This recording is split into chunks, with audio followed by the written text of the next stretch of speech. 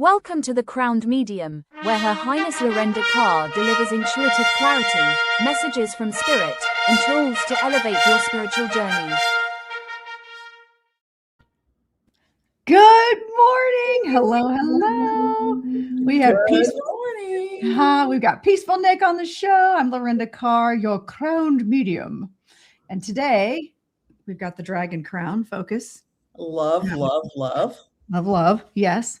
So yeah, we're just getting this. We're gonna do the thing on the tickety talk here to get the things out. You know the drill.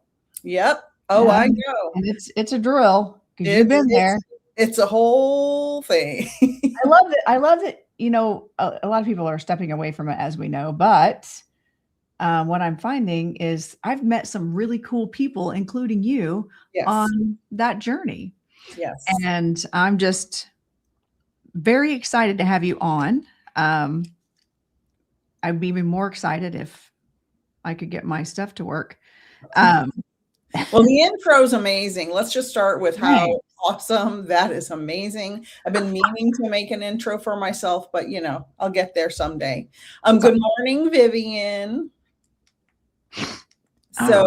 So we're going to talk about some cool stuff today. I am thrilled and honored to be back. Last time I got cut off because the workers had to be here for whatever that was. I know, that was nuts. I was kind of cracking up. I'm like, well, you listen, when the delivery guys show up, you take advantage of that and you just deal with it, because sometimes they don't. Sometimes they do not. All right. So we have Peaceful Nik here this morning, and we are going to be talking about, I don't know, sciencey things, mediumship. Nik, and so if you're in my phone world, go check out that there. Okay, you'll be able to see her over there. So hello friends. We're just kind of getting everything going. So what have you been up to? Tell me a little bit about what you've got going on these days. I want people to get to know you so they can make sure to follow you and all the good things, and where they can usually find you. Tell me a little bit. What do you have going on, Nik? So most of my content is now on YouTube and Facebook. That's where I concentrate most of my lives and content. I'm a certified evidential medium through Mark Ireland and Helping Parents Heal. So I'm honored and thrilled to have passed that certification. It was a long journey. It was a beautiful journey. It kind of made me feel like, I'm a real medium now. Isn't that funny? I decided finally 5-6 years later to finally go through the Camp Chesterfield mediumship program just to get certified, because I feel like, well, maybe people will take me more seriously if I have letters behind my name. I don't know. We'll see. Yeah. And it's so validating because I come from a science background. So the other thing I have going on is I'm an astronomy professor at a college here. I've done that for decades. Well, probably 15, 20 years. I've done that. And, that takes up a lot of time. So I have to keep my analytical mind in one space and my mediumship mind in the other. And, as a scientist, I'm always doubting my mediumship, right? Because, that's what science does. You try to figure out if something's real or not. Right. And so the certification program, where you have to do 5 blind readings, and it, gets a certain amount of evidence, and then they're graded, and it's a whole process, and it's wonderful.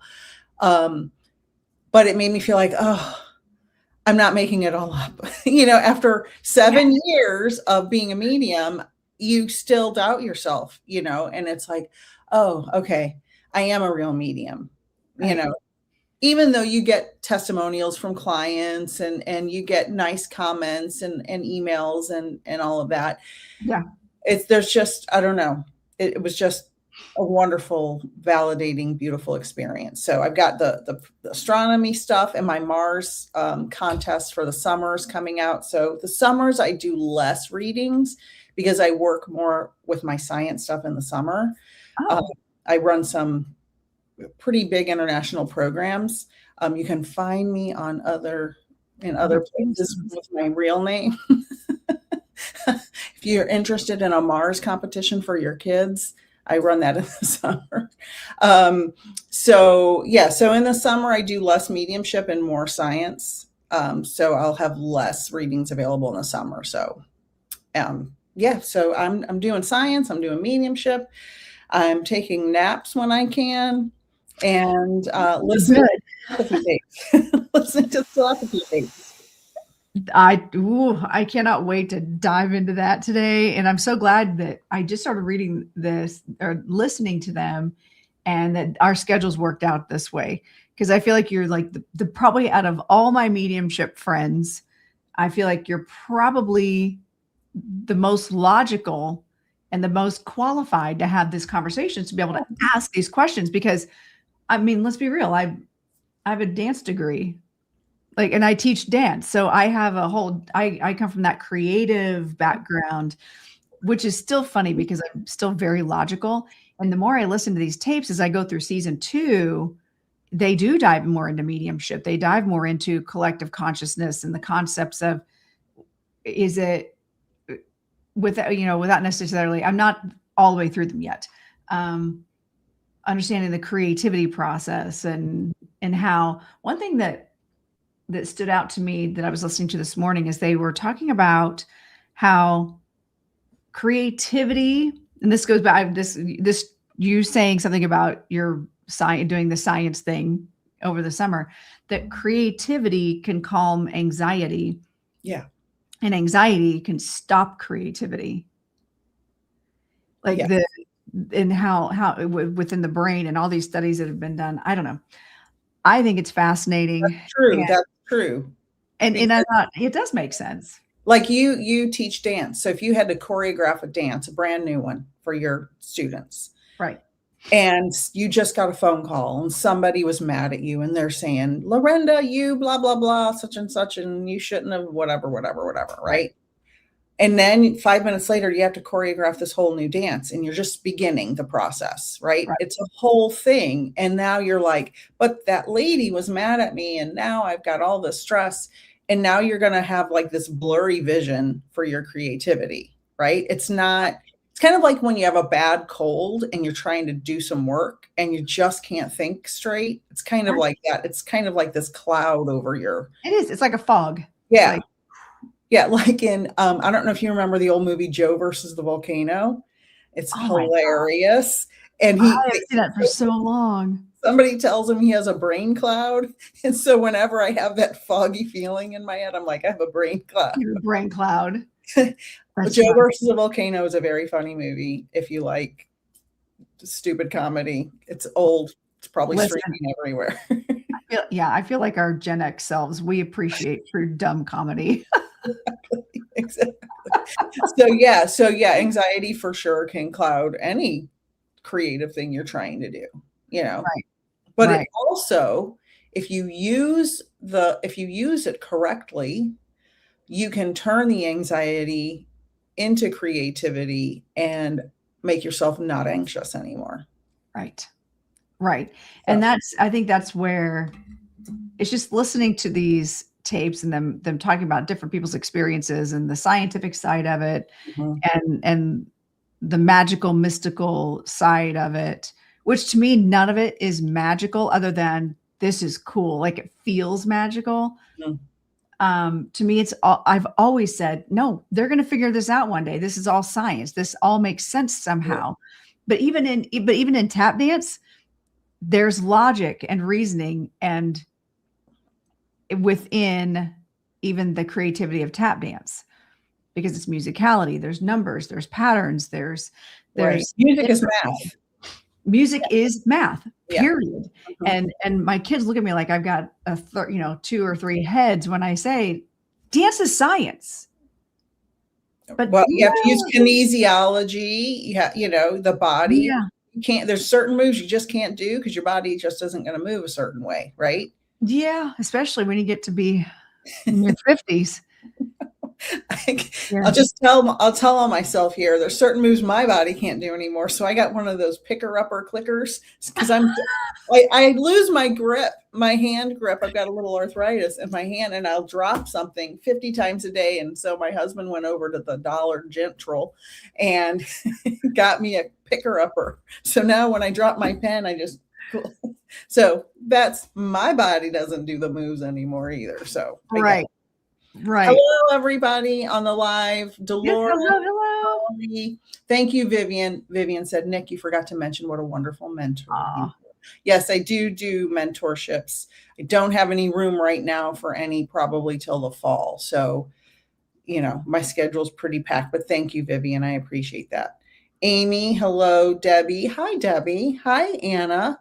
And hi, Lucille. So I'm very excited to talk about it. We've got lots of people in here, and over in the Instas, we've got Ellen Craig. She says, "Oh, opposite for me, stress makes me leave it on the floor. Passion." That's very true. Now, I was going to actually say that as well. You could either take that phone call and be super ticked off and come up with the greatest piece you've ever come up of choreography you've ever come up with, or you can let it bring you down. So again, creativity, it's finding that balance. Right. I feel.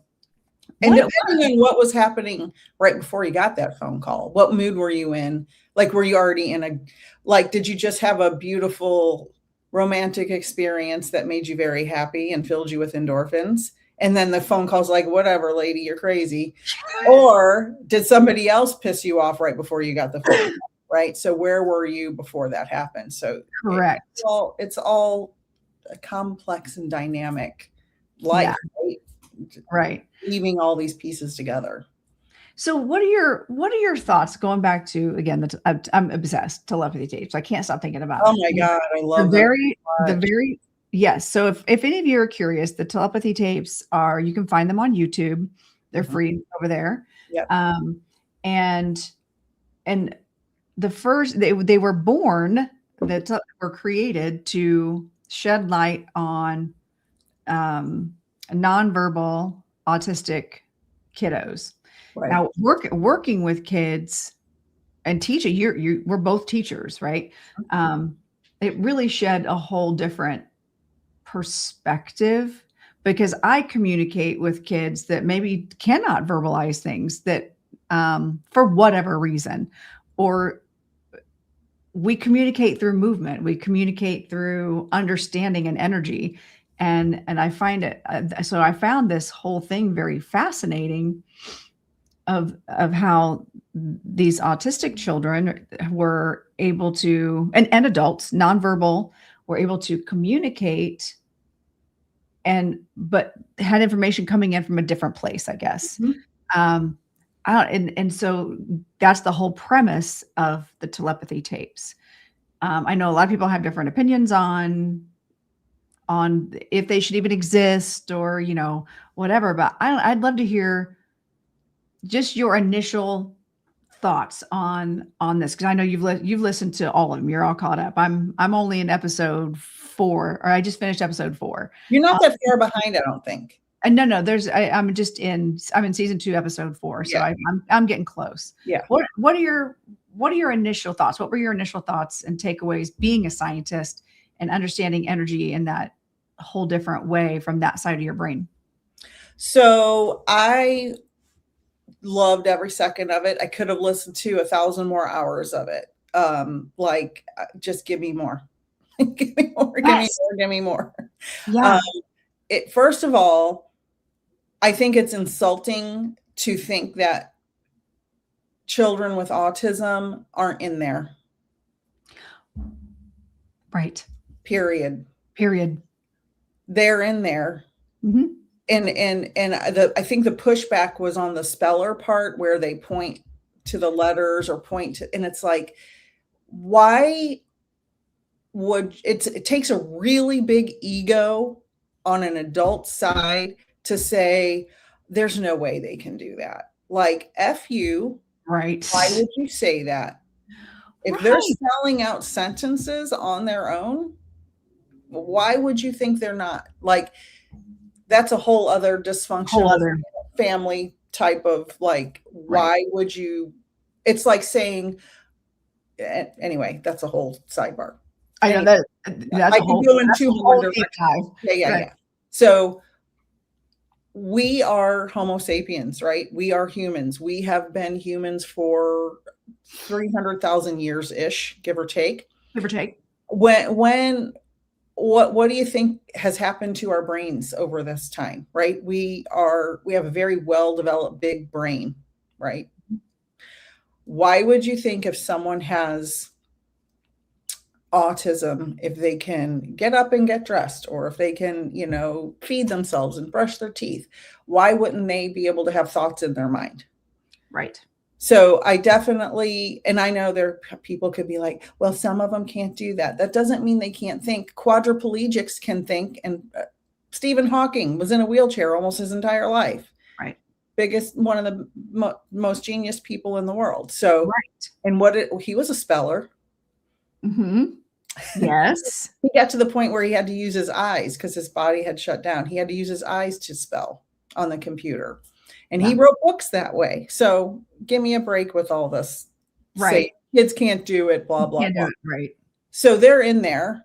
I believe they're in there. And also, I love the part somewhere in the telepathy tapes, they talked about how, or this may have been on another follow-up podcast, where our senses of telepathy increase when we don't have other senses we can use, right? So these kids, they're nonverbal, right? So they can't talk. So they increase their other senses. So when it's like a traumatized person increasing their other senses. So when you can't use one sense, you can use another. Somebody who can't hear, their vision gets better. Somebody who can't see, their hearing gets better, right? And so we all evolutionarily have telepathy. We all have intuition. We have all of those things. Mm-hmm. We evolved with those senses. Modern society, when we built houses, deadened those instincts that we all have access to. So it is in our DNA to have access to other things. Right. And we are having a mass awakening right now. And so those other senses are turning on for many, many people. And these children, because they were nonverbal, they had to turn these other senses on. So they couldn't communicate face to face with people. So they were turning on these senses. And so you and I know as mediums, what's out there? Yes. Everything. And so when they go to this place they call the Hill, which is where all of these children and young adults and probably adults now, they go there telepathically to talk to each other. We know that. We do that every day. Not me and you together. We could if we wanted. Yes, we could. That could be a fun experiment. If we wanted to.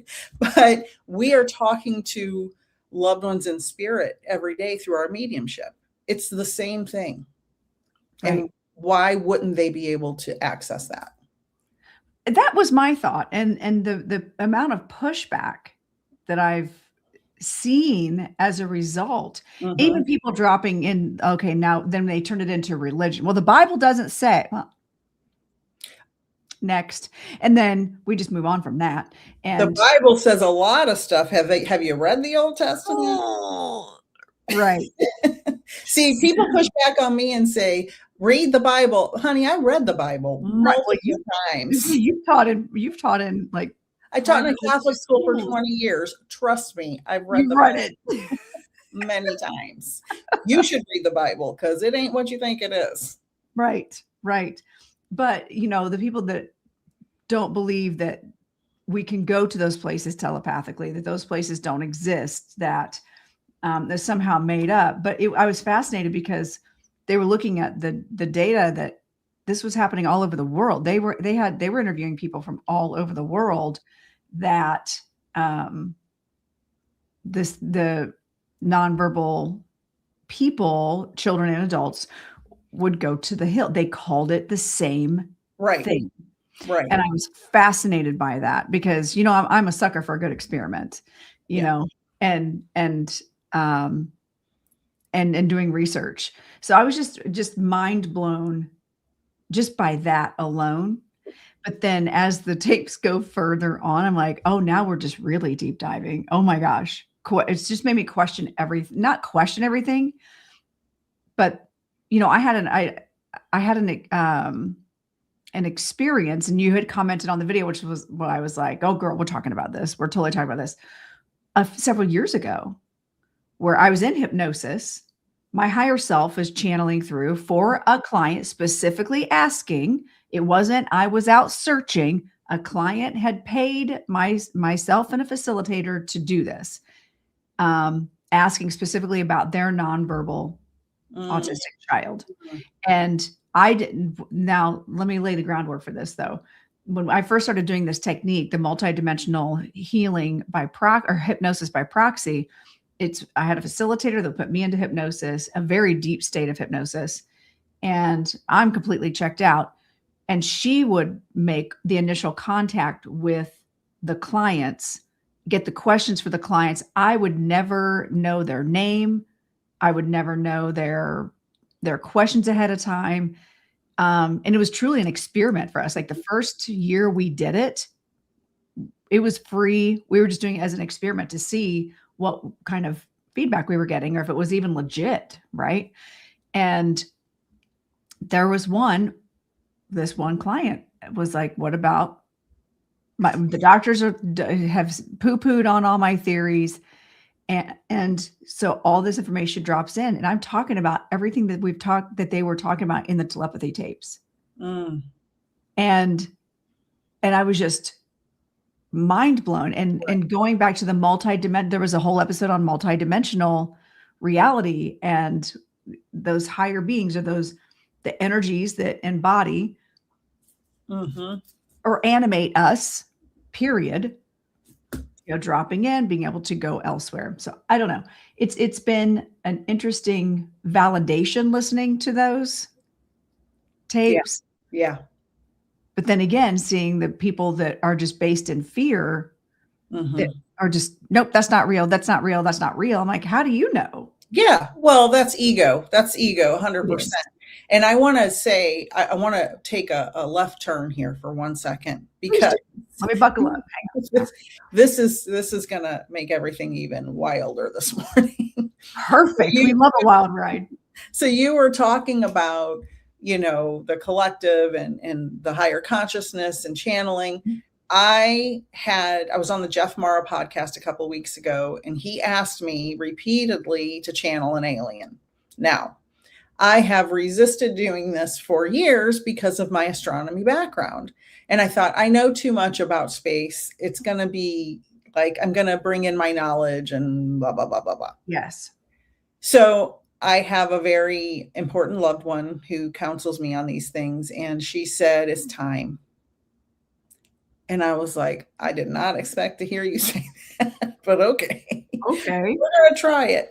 So my opinion, though, is on channeling an alien, and nothing crazy came out, but I think because we all vibe on the level we're at, that we're going to attract those souls. Like, you're not going to attract a serial killer in a reading, probably, right? Because you're not. I hope not. You're not on that vibe, right?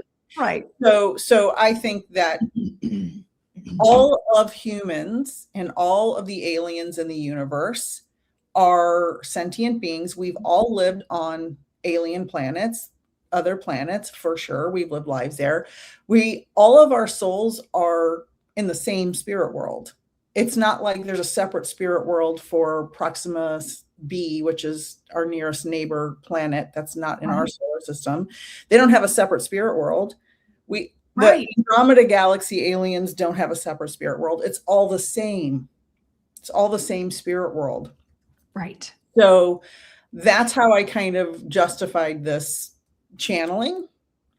And it wasn't any different than probably, anything else you'd hear me say. As some things may have been a little different. Some things surprised even me, but it wasn't anything like crazy. Right. But it's, when you have telepathy and you're going to the hill, you're a living person, but your consciousness can still talk to all the other conscious. We could do it. Anybody could do it. Right. The CIA started the remote viewing and the psychic work 70 years ago. Read up on the gateway process. Yep. and all of that. So why wouldn't we be able to connect with the spirit of a sentient being that lives on another planet. And it could have been a sentient being from 1 billion years ago. It could have been 30 sentient beings from 200 years in the future. It's all the same because there's no time in the universe. Right. And that was the point. That was one of the downloads that I got in that session too, is that there is no time. You just are. So Right. you could actually be talking to a future version of yourself. Mm-hmm. Right. Your spirit guide could be Mm-hmm. you, just in a different timeline. Absolutely. You know? Absolutely. So in that, ultimately, it all goes back to the same consciousness, which is what we would call God, universe, whatever you want to label it as. It's all the same. It's all the same. I don't necessarily see it as an old man with a crooked finger yelling at me, I'm going to send you to hell, young lady. You know, it's not like that. I don't see that. But that collective energy, and I don't know that we're really ever meant to truly understand that as the human. Right. And, you know, that's a good point because, and that's why the people who are poo-pooing all of this stuff with their big, giant egos, they're the ones that are going to learn the biggest lessons. Their karma is going to come in hard, but not everybody is meant to evolve in this life. So we need the poo-pooers and the big egos because that's the lesson for us to learn how not to be. Right. Anybody, and those poo-pooers came in to be an antagonist on purpose. They could be the most enlightened being on the other side, but come in so they can be like, I'm going to challenge you. And we're going to see if you can overcome that challenge. Right. And this is one of the things, that's a good point. One of the things that my clients can have a hard time understanding is, in this life, I may be this nice lady, mostly, you know. I have my days. Whenever I freak out, my husband's like, I thought you were Peaceful Nik. I'm like, I'm a human. Right. but today I'm Gangster Nik. What are you talking about? You're talking to me. You don't grow up in San Francisco and not have a little gangster side, let me tell you. Yeah. So my clients have a hard time understanding that I might be nice in this life, but I could have been a horrible person in another life. Yeah. You know, the people who traumatized me may have been wonderful people in a different life, and I may have traumatized them. Right. So we don't all, just like you said, the poo-pooer may be a very enlightened being coming here to, you know, give us a lesson. Right. And it's up to us and how we take that lesson and expand on it. How does our soul grow from it? Do we let it break us? Do we expand and teach others? Like what do we do with that opportunity to learn? And, you know, when my dad passed, he and I did not have a relationship. He was not a good person. And my mentor, Reverend Glenda, when I was like, listen, I'm mad that there's no hell right now.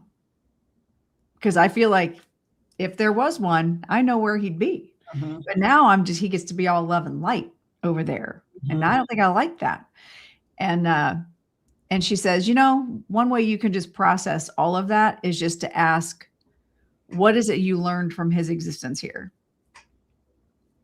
And that really made me step back and go, immediately, I was like, how not to be. And she said, whether it was his mission in this lifetime to be that way, or whether he just derailed and just made bad choices, whatever that is, you can only take what you learned. Right. Exactly. And how do you make your life better as a result of it? Exactly. I want to say hi to Tammy and Meandering said, just lost my dog. She was ill. Is she happier in heaven? All souls, all dogs go to heaven. All of them. And they're free of any bodily pain they're in. So please know that your dog is safe and at peace. And every time I see a dog in the spirit world, they're running through long grass and chasing the bugs every single time. They're just like, I'm happy. You're fine. Exactly. Well, you know, one of those, go ahead. I wanted to talk about acquired savant syndrome on the telepathy tapes. So So one of the skeptical people will say, "Oh, none of this telepathy is real, blah blah blah." Which there's so much evidence now, it's ridiculous. Like Right. there's so many Right. studies now, like it's real. Obviously, we know Right. it's real. But one of the things that they point to in scientific studies to prove that these supernatural and metaphysical things happen is acquired savant syndrome, which Mhm. means someone's just going along in their daily life and gets some type of injury or illness, and they wake up with some incredible part of their brain turned on and become a concert pianist or an incredible artist that Right. the one guy that could fly over a city once and memorize every nook and cranny of the entire city and paint it from Yes. memory, which that person didn't have before. Artwork, math, having an eidetic memory, like all of these things Yes. can be acquired. So that proves we have access to all of this in our brain if we train it to do it, right? Right. And that's what we do in mediumship. We get developed, well, we do, you and I do, and all of the colleagues we work with do. Yeah. There are some non-trained, non-developed mediums on social media. So please vet your medium if you're booking Right. a reading. Don't pay anybody $500 or $5,000 to get an evil spirit off of you. Right. And don't answer any social media private messages. Correct. It's not us. That's Just to be not us. clear, we are not messaging you currently, nor will we later. Right, correct. If you want a reading, you will book on our legitimate website or email us and ask us questions. Right. That's, I so love don't it. get scammed. So acquired savant syndrome is incredible and just such proof that we have the ability to turn certain parts of our brain on. Right. Well, and I think this is where that deep dive comes in. Is it something that's within us, or is it energetically outside of us? And in in that same savant conversation, there was a gentleman that had been beaten up outside of a karaoke bar and near death. But when he came back, all of a sudden he saw things in like a grid or in pictures. He didn't have full motion. Everything was in stopped pictures. And to hear him talk about how he saw things, but then all of a sudden, like this knowledge and understanding of physics and this all of how it works. And that's never been his life. Right. It was fascinating to me to hear. And he's about like tubular things. I'm like, I so got D's in that class. There's a reason I went to school for doing things and like all these angles. Is that the same one? Yeah. Yes. And seeing things from that energy as we are energy, or we're like this holographic version. And I was like, oh, that would track. I feel like, especially, and then taking all that and going back to mediumship. And he even said, if that's the case, we have access to all of those things that are happening now, that have happened already, that are going to happen in what we perceive as future. It's all there. Right. It's all there. We have access. It's the same thing with manifesting. It's the same thing with manifesting. I talk a lot about manifesting. Actually, my podcast that comes out tomorrow, it's called the Soul Twin Stars podcast. I have a co-host, Lady Shadow, and tomorrow our guest is talks about wishing. It's this whole wish thing. It's kind of like manifesting, but wish is a nicer word. And we have access to everything. We don't have to sit in a cubicle and type our little brains out and listen to somebody tell us, you've got to work overtime. Oh, you want to get that double overtime? You can buy your kids that bicycle, all that stuff. Right. We don't have to be trapped in the world society tells us we have to be trapped in. We have access to everything we need. We can pull things in we need from the universe through manifesting, but you have to be in the right state of mind. You have to set your intention. You have to do the work. You can't just sit there and wish $1 million is going to fall in your lap, right? Like you have to do the work and you have to allow yourself to receive. That's the part a lot of people forget. Oh, I deserve this. Okay, here it comes. So Right. I see it as, remember those, there was a game show or something where somebody would stand in this tube and all the dollars would fly I around. remember that. Yeah. So And when exactly. When I manifest and I want something from the universe, I imagine myself like in that tube, but reaching out to the universe, pulling everything in I need. So I kind of visualize it that way. I don't know why. That's just what came in I my love that. That's a great way to look at it. So you asked earlier about something, and it made me think of you said, is it out there or in here? Yes. Is it out there? Is it in our brain? So there's a certain way, or is it actually out there and we connect to it? So I think there's a combination of things. The structure of our brain and the way we can learn like facts and things and history and math and all of that kind of in the structure of our brain, the ability to do that. But everything else is non-local. Our consciousness is non-local. That's why our consciousness can reach out into the universe and grab the things it wants and learn what it wants. My mentor said she was fully trained by her spirit guides.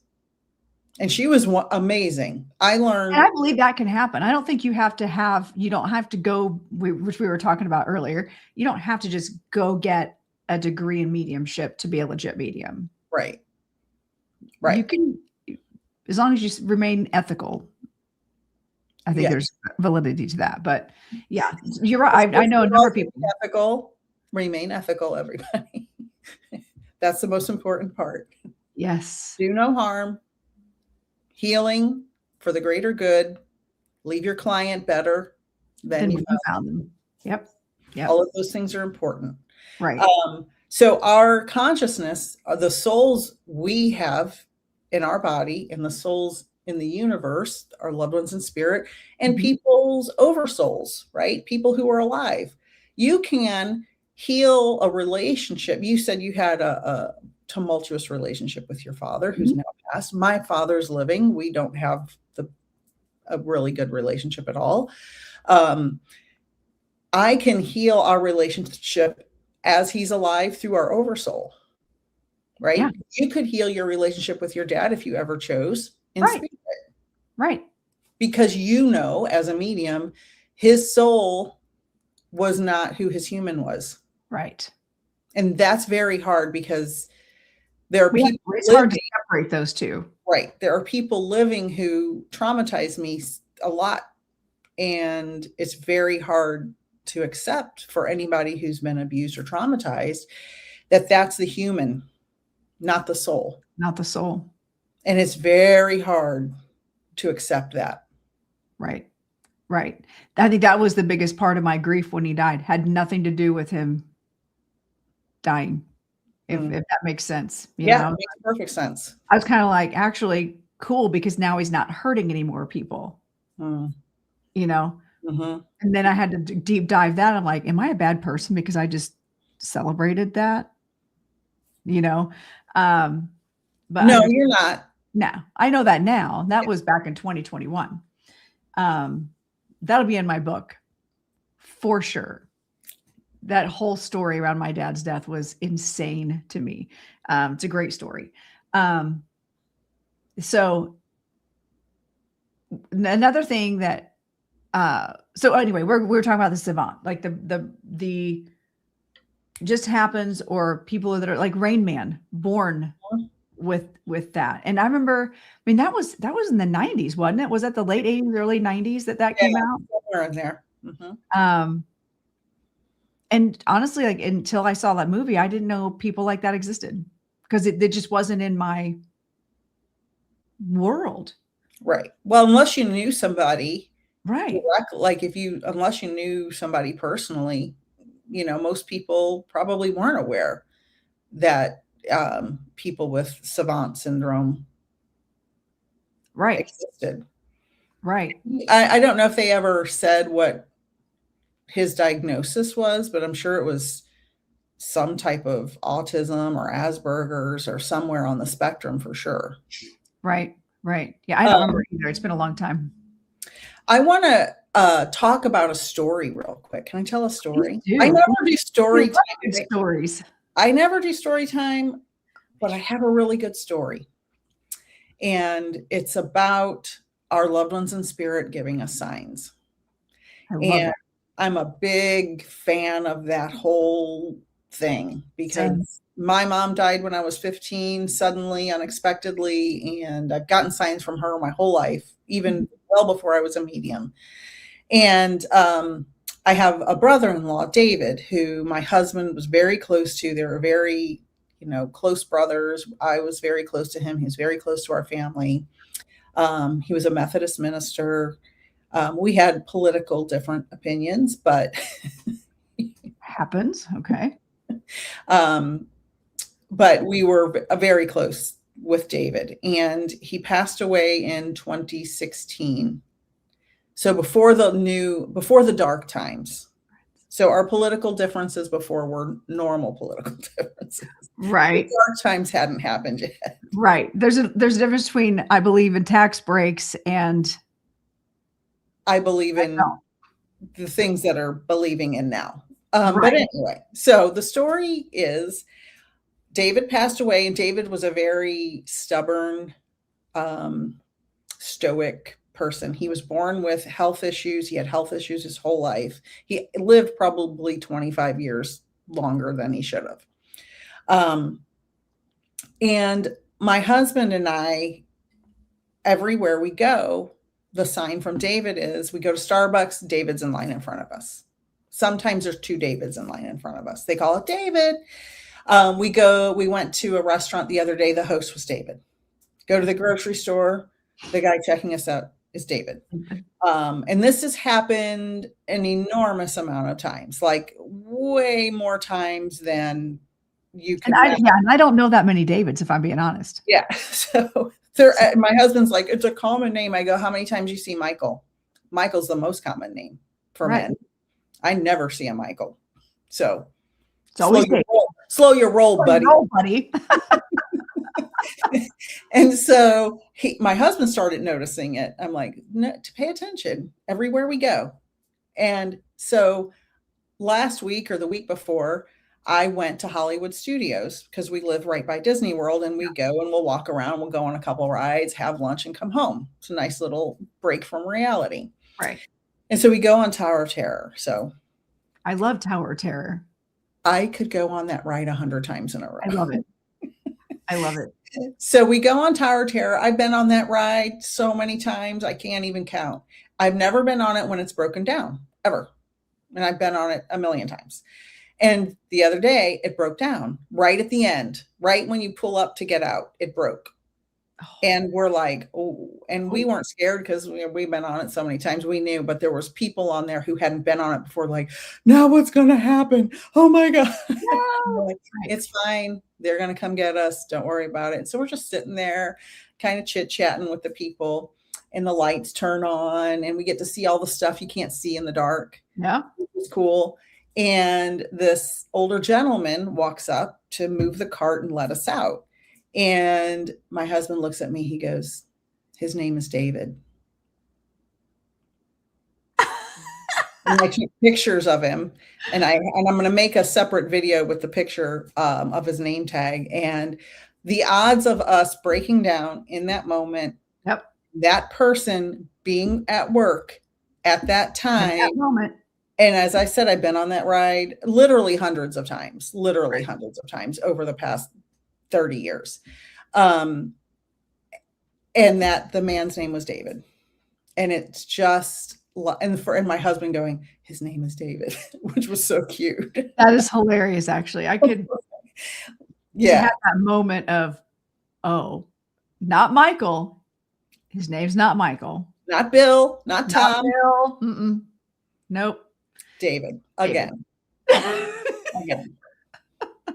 And that was a big way to show it up too, like let's, not only are we going to have David help you, we're going to stop the whole ride. Right. Right. Exactly. And my husband's in the middle of manifesting something big right now. And so I think it's super cool because him and his brother were super close. Yeah. I think it's super cool that he showed up for him in that moment, in that way. Like that's I love that. Yeah. I love that kind of stuff. And so you and I, before we went live, we were talking about Dr. Laura Lynn Jackson, who's featured on the telepathy tapes. But also what I thought was cool was I've been basically selling her book to everybody for years. Signs when there's when you have a client who's just really grief stricken, is like they want to pay me to let them know that their loved one's okay, and I want to teach them how to do that themselves. Like, sure, if you want to throw money at me, great.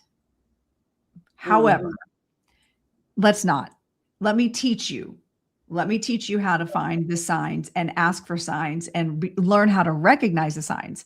And that's what that book is about. And so finally today, for the first time ever, because I'm listening to her episode before we meet, I'm getting ready and I'm listening to her episode, and then her follow-up episode, the follow-up tape where they're talking to her family. I'm like, all right, I'm going to Google her. Holy crap. First of all, we could be sisters.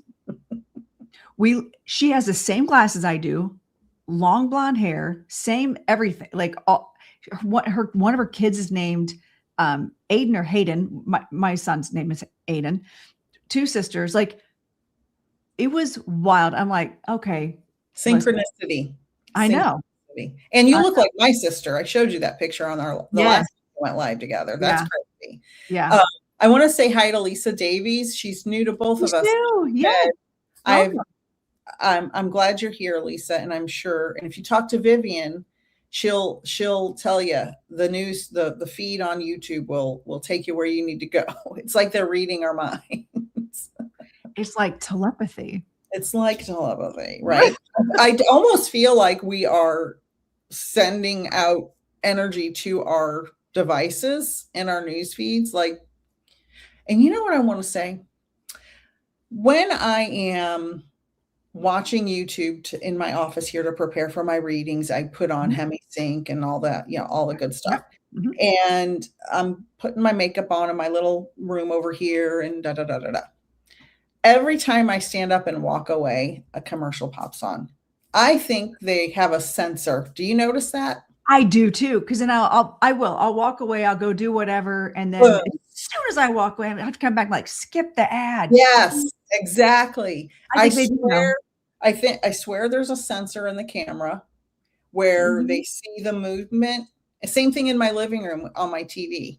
My husband doesn't believe there's cameras on the TV. I'm like, there's definitely sensors on the TV. That's in fact, we've known that for a long time. Like, that's a thing. Right. If I walk from my living room into the kitchen, commercial pops on. Yeah. Every time. It's crazy. Good morning, Carol. So, the telepathy tapes, awesome. So good.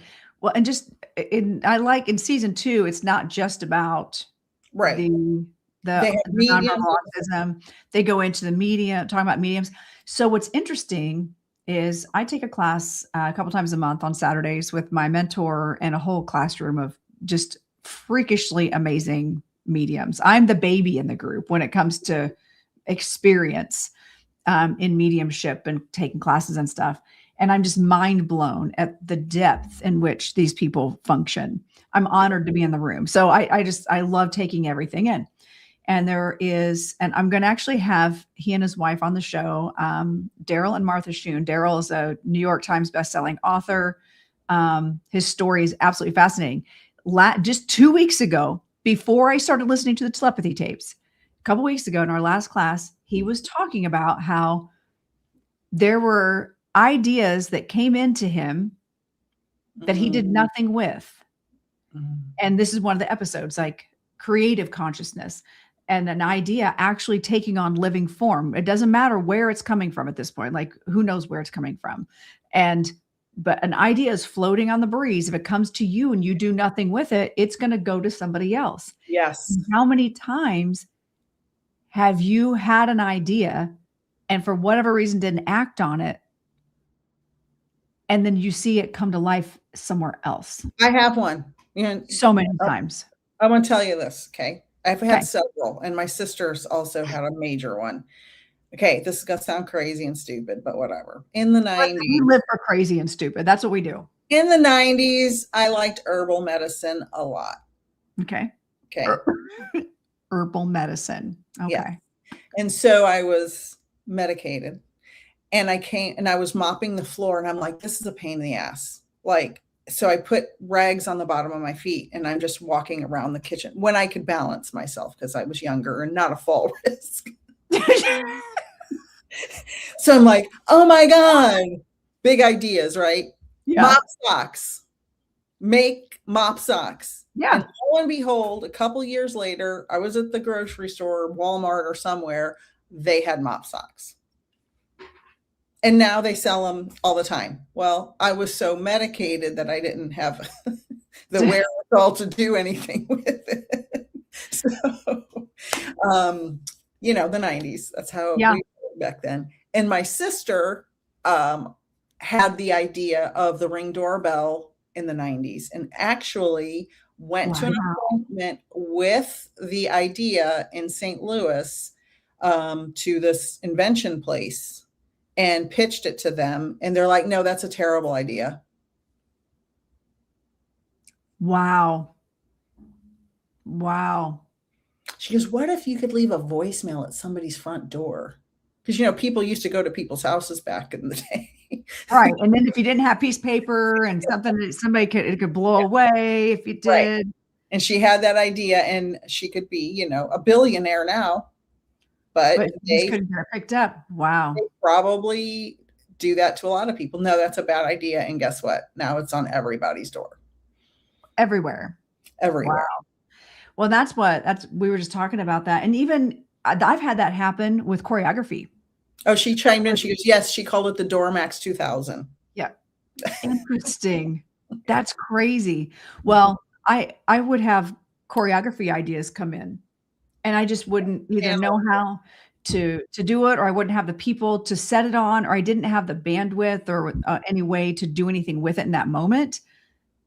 And then I would see almost the exact same piece concept to the same music like 2 months later. Mm-hmm. Paul McCartney told a story about how he's on there. Mm-hmm. How the song was it Let It Be? Mother Mary came to me, and people thought it was the Virgin Mary, but it was his mother Mary who came to him in a dream and gave him the song. Yep. Channeling. I used to write, I still do. I write articles for the Mars organization. I've written them since 2012. So how many ever years that is. And this was before I was a medium, and I'd sit down at the computer in the corner of my living room. And I just type blah, blah, blah, blah, blah, blah, blah. And then I'd submit it to the Mars people, and they'd publish it. And then I'd go back, a couple of weeks later and look at it. And I'm like, I don't even remember typing that. I don't remember a word of that. I don't even know where that came from. Yeah. And I used to tell my husband, I feel like I'm not the one writing those articles. Like, you're not. Yeah. So I'm thinking I was channeling all of that stuff. Same thing with when I got my master's degree and I had to write my culminating project about life on Mars. If anybody needs to know anything about Mars, I'm an expert. Got it. Any Mars information, let me know. Mm-hmm. And it was just like information just flowing through. And that was before ChatGPT when I got my master's degree. So there you go. It actually was actual information I had to research. So. Wow. Yeah. I need to bully my higher self into channeling my book, because my human brain sits down and I'm like, yeah, once upon, there is no stream of consciousness that everybody talks about. And then I have these moments of paranoia now where I'm like, but as I'm revisiting, I've listened to this episode about stream of consciousness and it'll leave your brain. I'm like, oh, I wonder how many major things I've missed because I didn't act on it. But it's still there. You still have access to all of it. Don't worry about it. Someone else got it patented already. So. Oh, I see. You see what I'm saying? I'm talking about your book. Oh yeah, the book, So that's what my story. No one else could write that book.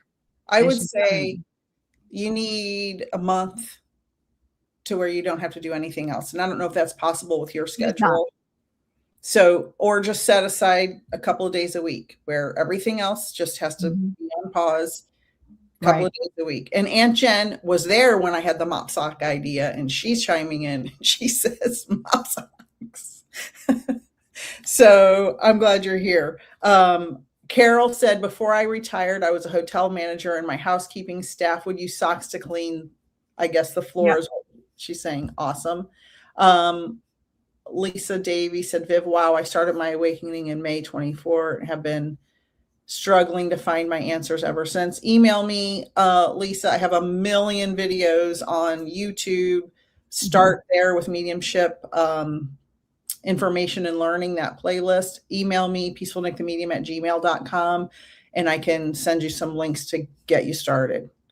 Hi, Brian. Brian Christ said good morning. Brian. Yep, I know Brian. Brian's one of my people, one of my regulars. I have to go in a couple of minutes because I have to get ready for my readings, and I have a Mars meeting in between. So that's it's a thing. It's you're just as busy as I am, girlfriend. Yeah, people think when I say Mars meeting, I don't think they understand the planet Mars, but yes, I'm referring to the planet Mars. To a planet. I've been working on a human mission to Mars since 2012 with the Mars Society, and you can look me up on their website. You're famous. Well, I mean, I don't want to be famous, but I just love science and expanding humanity. My tagline is humans to Mars as a bridge to the stars, because the sun has a finite life and we're going to have to learn to live somewhere else because the sun ain't going to live forever. Or we're just not going to live forever because we're stupid. There's that. There's that. That may be, we may be coming to that sooner than later. Sooner than we want. Right, right. Well, I am so appreciative of you coming on and spending time with us and talking science and mediumship and all the things. And so, yeah, so y'all make sure you're following, subscribing to Nik's channel. You've got Lorenda's, for those watching on my side, please follow Lorenda on YouTube. Is that where you're? I'm on all the places. Yep. Mostly a lot of YouTube and the Tickety Talks. If you're in that world, I spend a lot of time there too. So yeah, definitely. I do this show every week and I'm going to stay on for another hour here, and keep chit chatting and probably do some readings. And I'd love to have you back anytime, Nik. I know. Awesome. I'm going to have you on my podcast probably the end of March. If you're available to record, I'll send you an email. Okay. Sounds good. Thank you, everybody. I will see you all later. I got to get to do all my other all your other things. Yeah. Thank you, Lorenda. Thank you. Thank you. Bye, everybody. I don't know how to leave. I can. I guess. Just turn it off. All right. Bye. Okay. Bye. That was so awesome, you guys. I love her, Peaceful Nik. So just so you guys know, she is on the TikTok world, but she doesn't spend as much time there. And so she and I connect very well. I've actually been on in her Zoom lives where we do readings and stuff. And she's a really great person to collaborate with. So I really appreciate her coming in and spending time and hanging out. So so that was fun. Yeah, we were talking about the telepathy tapes and my journey through that, because I got to talk about everything out loud that I'm doing, just in case people are wondering. So I think I really would like to have my friend Daryl on, who was just talking about collective consciousness and ideas as living, breathing being, or, as a living thing, because it's energy. Thoughts are things, right? So if you look at manifesting and thoughts are things, why would it not be like maybe an idea floating through the consciousness or through the ethers or whatever it is that we don't quite understand yet? Or maybe we're just not meant to understand. I don't know. What do you guys think? Tell me what your thoughts are on, do you think as humans, we are meant to understand? the idea of collective consciousness or God, universe, other side, time, all those concepts that are just so weird to us that our brains cannot process as normal humans. Do you think we're supposed to? Do you think we're supposed to just always be tuned into the other side? Do you think it's a process of evolution where that we don't feel those connections a lot of times? I don't know. What are your thoughts? I have a lot of thoughts, but I want to hear some of yours. I want to see some feedback. What do you all think? I'll wait.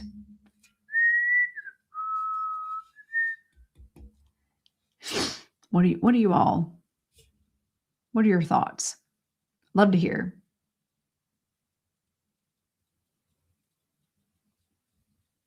I'm hoping y'all are typing frantically. Lisa Lemon, Mac Daddy Mars. And oh, hi, Rosemary. Hello, friends. Joe Boxers. Let's see what else. Who else we have in here saying hi on the TikTok world? We aren't meant to know everything. It's too overwhelming for humans. I feel they want us to balance everything. I think it's always growing, so we will always be growing also. Not everyone is going to be able to believe in the world. Very true. I agree with literally all the things you guys are saying. What do you all think? What do y'all think in the YouTube and Facebook world? I feel because of the work I do in past life regression and the conversations I've had with people's higher selves, my own higher self, I believe that we just come here. This is what Nikki and I were talking about earlier. We think we come here with certain missions, purpose to step into this experience. And maybe that experience is not, we don't choose in this experience to engage in that other side or have that belief system. We might be the antagonist in a story, right? I think that when we are ready to learn about the other side, then our minds become open to it, but we are still meant to live and learn from the human experience. That's what I believe that too, Amy. Brian says, as we are ready, enable a spiritual evolution. Yep, I'm with you on that too. And, I look at it as I wanted so badly to be psychic or a medium. I wanted so badly to know for sure there was another side, and I wanted proof of it growing up. Even through having kids, I knew it existed. I just didn't know how to access it. And I thought you had to have a special gift or a switch or something that not everybody had.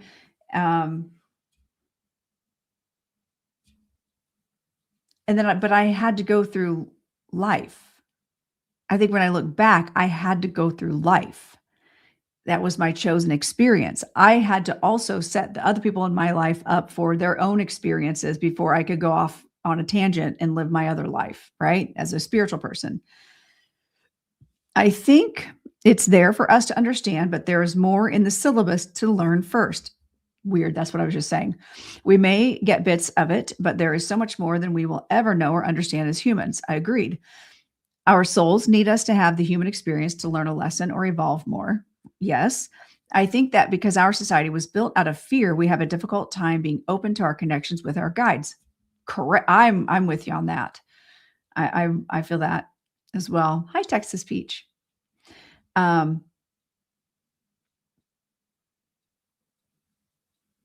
then there's this other, there's so many things I could talk about. Living our lessons or learning our lessons as humans now. And at what point do we finally get to access that information? And there are people that will go their entire lives and never access that.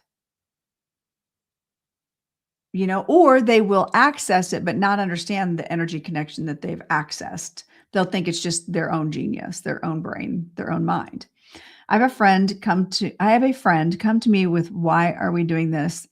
I told her it's because human experience. Yeah, I agree. I think we come here with an intention to learn, whether that's our higher self, or what if we are just the product of some being's imagination? Whether you call that God, universe, creator, whatever you call it. What if we are just an imagined, something they imagined, embodied? But what if, like when we were kids playing Barbies, there's the good guy, the bad guy, and they converse with each other. And we were learning as kids in that playtime, right? So what if we are like that person's Barbies? I think I thought that as a kid. I remember thinking that as a kid. Now that I'm sitting here thinking about it. Hi, Pam. That what if we are someone else? We are not real. What if we are someone else's playthings? What do y'all think of that? What if we are someone else's imagined playland?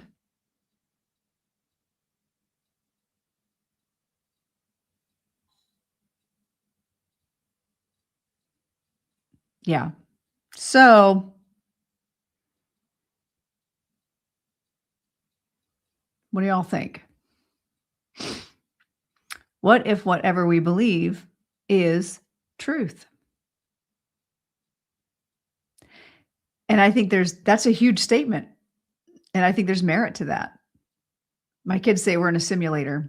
And you begin to wonder those things, right? You begin to wonder the more you deep dive into energy and again, going back to listening to the telepathy tapes that I'm obsessing over right now, understanding that there's just so much more that we don't understand. Thanks, Pam. Yeah, that's right. You know what? You knew me back in my early motorcycle days where I would get the helmet friendly haircut. I do all the time with their questions. I've been dealing with my human experience more than allowing spirit or higher self to guide me. Maybe it's just my human part of me looking to answers and healing. Oh, it jumped. Or reasons things happen and not allowing spirit or higher self to see the lesson. Ooh, that's a really good point, Amy. I think when we try to muscle through, and also, Amy, you and I come from the same generation of God helps those who help themselves. That's what we were told. Like you got to pull yourself by the bootstraps. You got to do everything yourself. You have to power through yourself. If you can't do it yourself, then you're weak. And I think sometimes when we get caught up in our human experience, we start doubting our ability to handle business. And that if we can't figure it out ourselves, then somehow we're broken or weak or not good enough. Where really, if you go from a spiritual point of view, if you allow spirit to come in or collective consciousness, whatever it is, if you can allow, then it allows for those lessons to come and go a lot faster. The whole concept that we are souls having a human experience was a big surprise to me. I started my awakening at 59. Wow. Okay. So, and see, I've felt like I've always kind of known it. I don't know how I knew it though.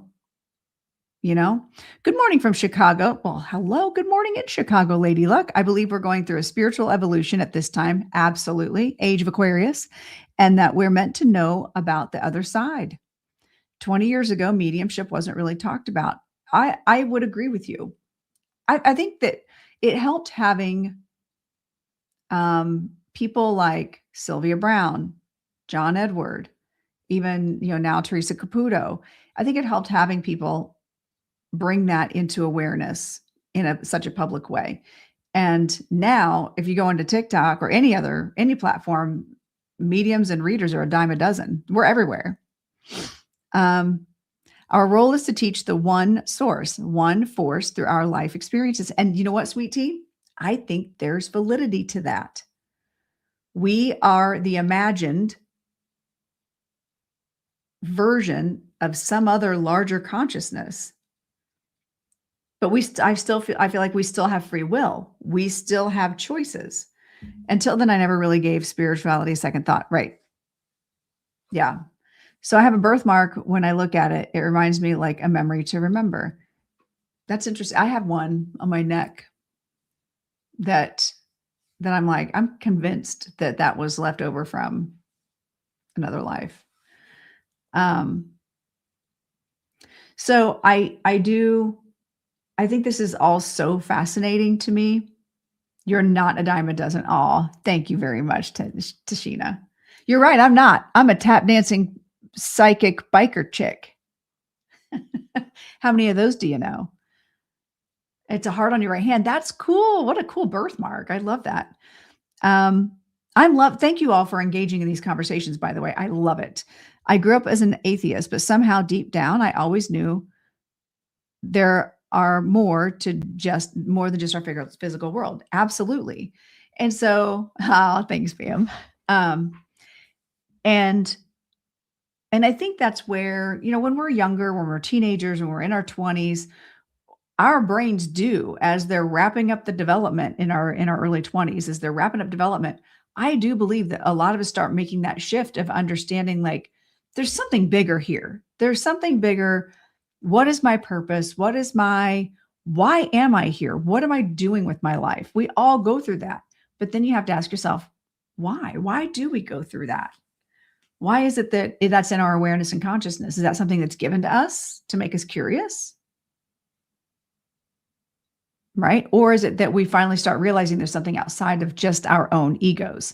When my kids were little, I used to tease, but it was a way to get them thinking. I used to say, what if, okay, we're waiting for the rest.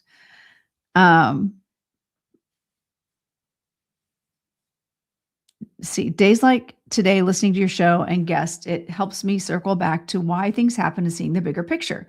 Grateful for Spirit to use this as reassurance for me. Oh, I adore you, Amy. What if we are really just germs on someone's big toe? I've said the same thing. What if, and even if you go back to Horton Hears a Who, like the Dr. Seuss concepts, that in that little world, it's on a little tiny speck of dust. And as you zoom out, you see just how small that is. But in those moments, that world is everything. So what if our Earth, what if our existence here is literally just a speck of dust in someone else's giant reality? Hi, Roger. Good morning. Good to see you, my friend.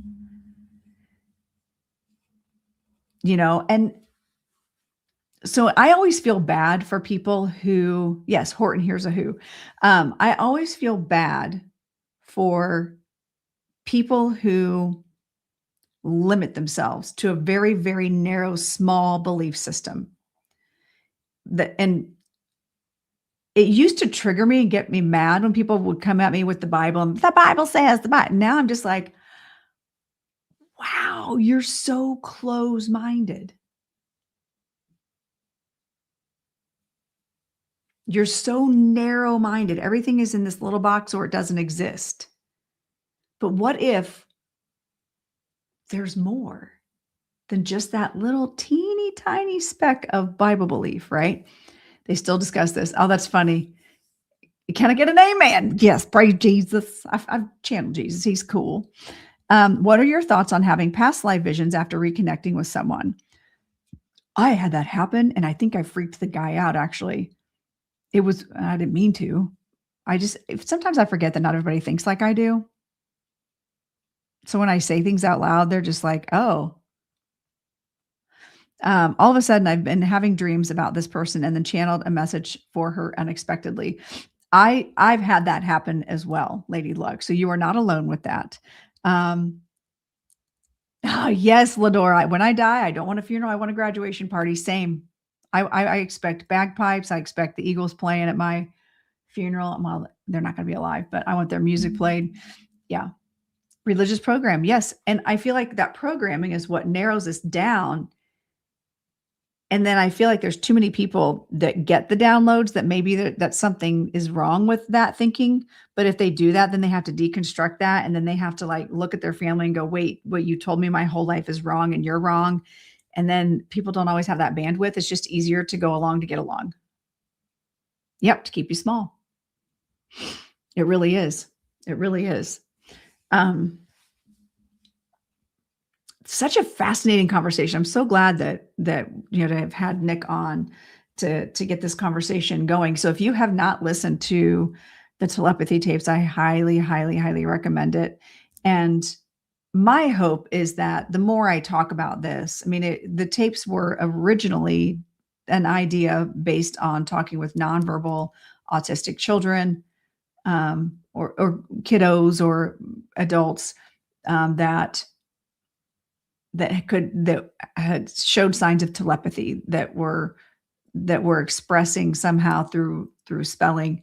And I do want to make it clear that I'm very well aware that we shouldn't be labeling. We should not be, a good friend of mine actually on TikTok made a comment, we do need to tread lightly with this. We don't want to put people in a box and make assumptions about everybody. And I am full agreement.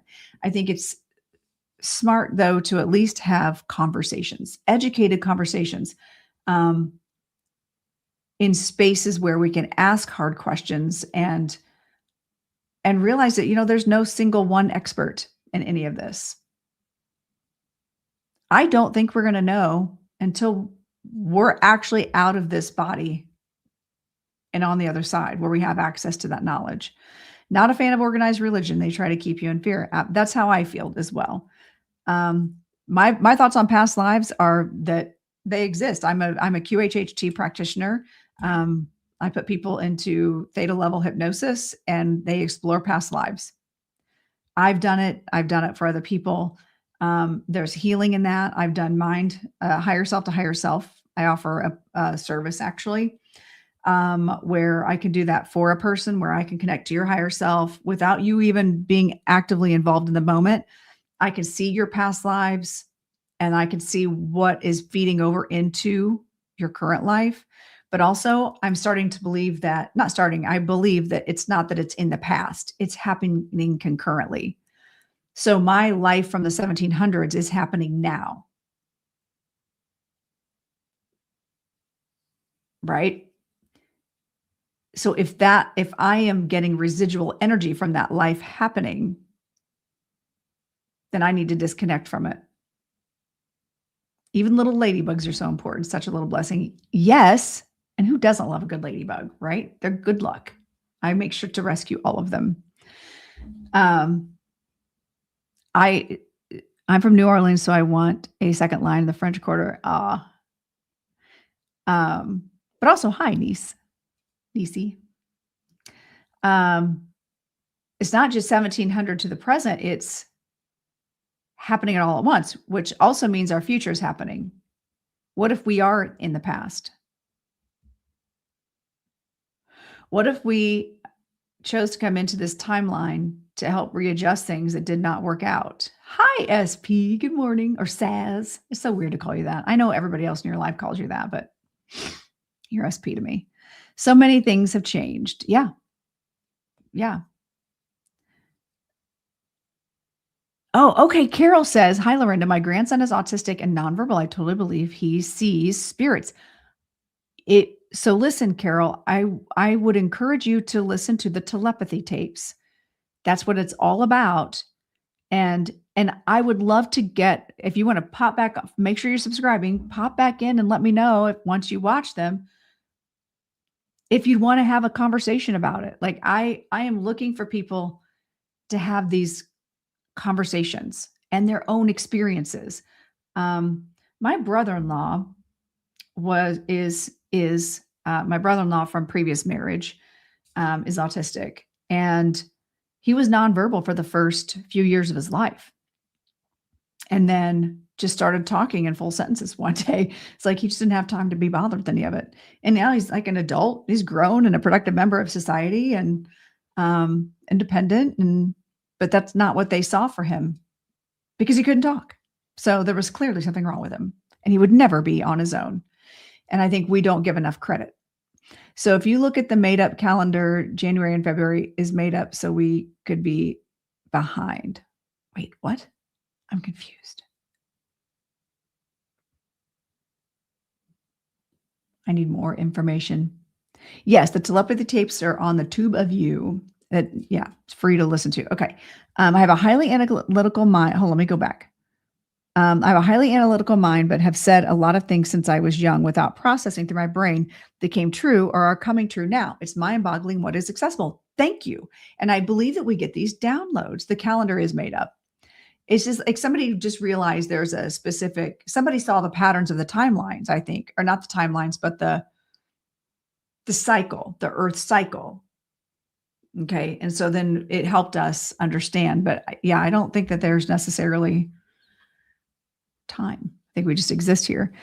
So I believe individuals with autism has a special reason why they are here. They are learning something and teaching something. The destinies are intertwined for this lifetime. I agree. And I do believe they are ushering in a new way of communicating. They are the future humans. That's my opinion. Because in this life, these people are awful. So I hope to live again and love and be loved right in the next life. Yes. Okay. It's funny. Someone mentioned the fire. A few months ago, I had a future life of mine connect with me in this life. Interesting. Thank you, by the way, for the little bits of insight on my family's souls after this life. You're welcome. You're welcome, Ellen. Oh, here we go. Let me go back. Okay. I joined late. How do we just access the telepathy tapes? Oh, they're on YouTube. Yeah, there's 2 seasons actually. He looks up at one certain area and smiles and laughs. I believe they can see spirits. And how old is your grandson, Carol? I think my daughter who has autism sees spirits too. She tells me that certain people say hi. Yes. And acts as she's talking to individuals at a time. Nisi, listen to the telepathy tapes. I'm telling you, it is mind-blowing. It is absolutely mind-blowing. Turtle's back. 13 months are on a turtle's back pattern. Interesting. Okay. 2 months they look out their words. I can't remember. I still think that I think that calendars and timelines are just helps us, I guess, just helps us as humans process things. I'm going to take this off. My head is being squeezed, but look, I'm having a good hair day today. What? Except for that. If spirit is perfect as a whole and time is circular or all now rather than linear, are all of an individual's incarnations just pieces of that perfection that appear flawed when viewed individually. See, that's deep, Brian.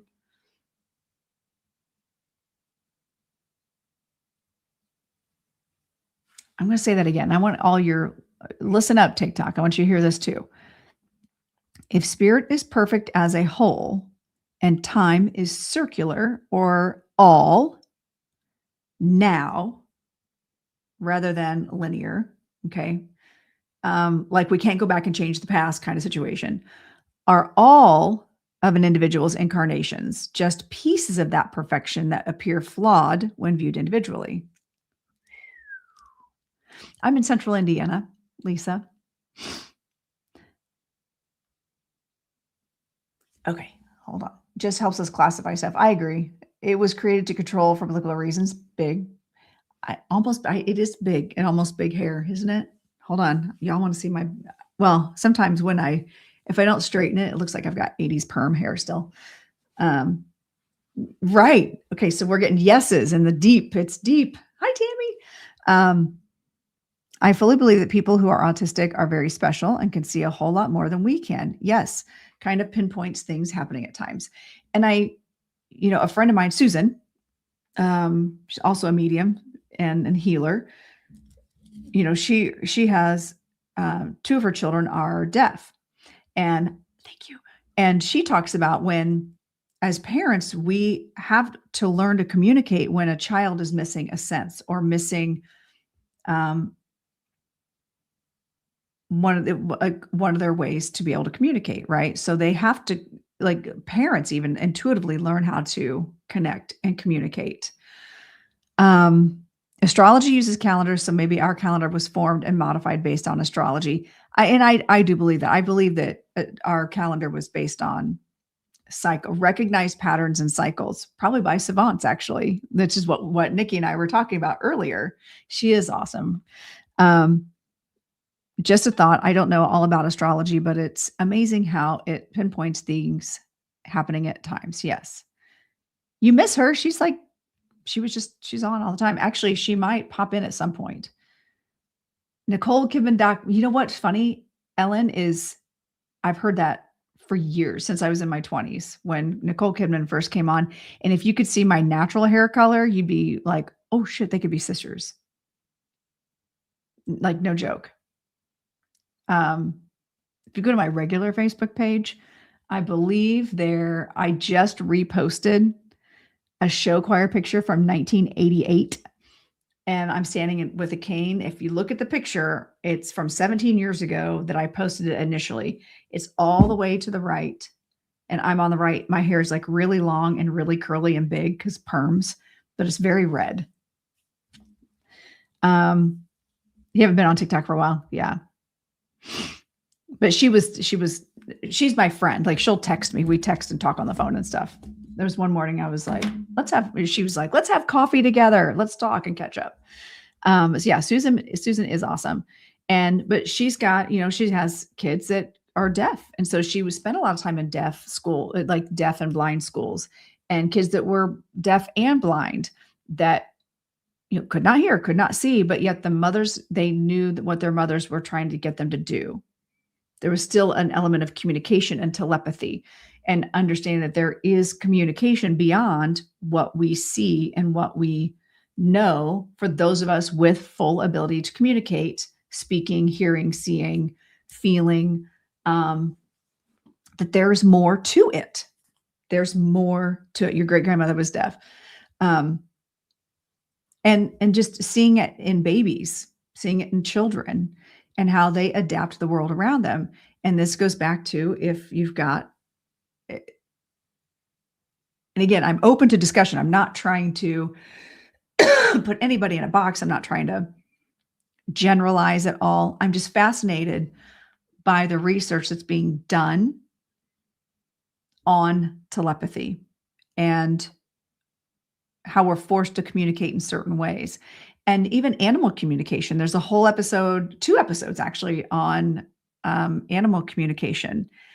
And there's one in season 1 and season 2. I'm just now to the point where my next episode to listen to is the season 2 version of animal communications.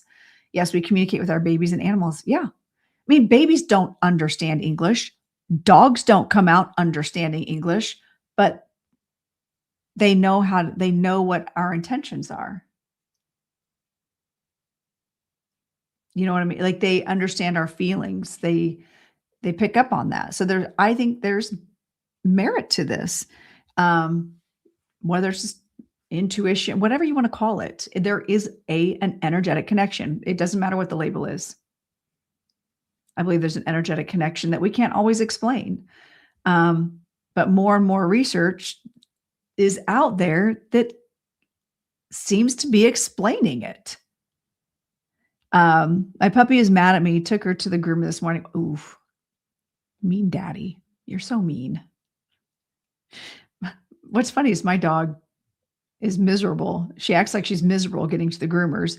But when I ask her if she wants to go see Cindy, her groomer, she's like, yeah, let's go. Jumps in the car. She's excited. We get to the groomer. She's so excited. We go in. She's like, can I just not go in there? It's like she forgets.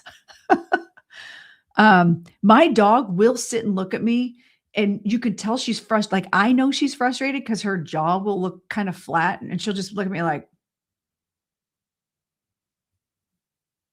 and she'll just sit and stare at me like I should be reading her mind. I should know exactly what it is that she needs me to do. And if I say, show me, she'll look down at the ball and she'll look back at me. And I'll know exactly which ball she wants me to throw for her. There could be 10 of them there, but she will look at the one she wants, and then she'll look back at me with her flat face. She's obnoxious. Again, if you follow any of my other socials, like my personal socials, lots of pictures. But my dogs, by the way, my dogs have their own Instagram. Well, one of my puppies has passed. Like she passed a year ago. There is Piper and Olive's Adventures.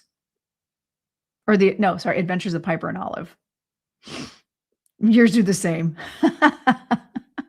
It seems that the dog is trying to talk to me all the time. Yes, this happened all of a sudden, and it looks as if she's trying to understand what I'm saying. And if I talk to my dog, she does. She's like, it's hilarious, you know?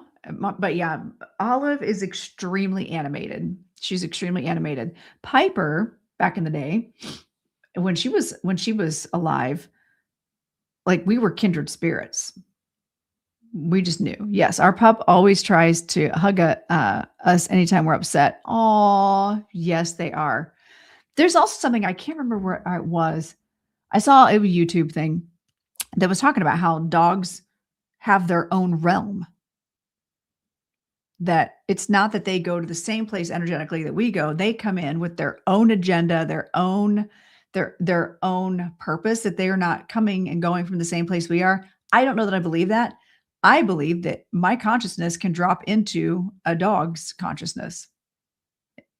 So it's not that I can't be reincarnated. I can drop into the experience of a rock and just sit there and be part of the consciousness of a rock if I want to, and then zoom back out, right? I talk to my cats and they talk back. You know what? When I was growing up, I just saw my mom just popped in here. I had a cat named Jessie and no, I did not name my oldest child after my cat, although she seems to think I did. It's not true because I never called her Jessie. That in the mornings, I would get up when I was in high school, junior high and high school, I'd get up in the morning and Jessie would come in and set up on the toilet. And I would just be like, and I would just talk to her and she would answer me. She would talk back to me and she would sleep on my bed at night. She and I were connected at a very deep level. And she was connected to the rest of my family too. I don't want to take that away from my brothers or my mom, but she would sit on the toilet while I did my hair and she would like, she would just talk to me. And she was the most vocal animal. Olive does the same thing. I talk to her like she's just another being just in my house.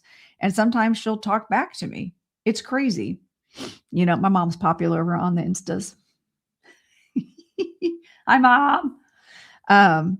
Pets are so funny. Mine grunts like he's having a conversation when I talk to him. I swear I can understand him clearly, and he likes to argue. Yes, Amy, that's how but you all have experienced Olive and her sassiness. If I'm doing a lot of readings or if I'm live doing readings, if you've been in my live, Olive will just start barking at things, you know? And I'm telling you, she communicates with us. It's crazy. Girl talk. Yes. Amazing. We're talking about animals because I introduced a cat and a dog under one roof. There you go.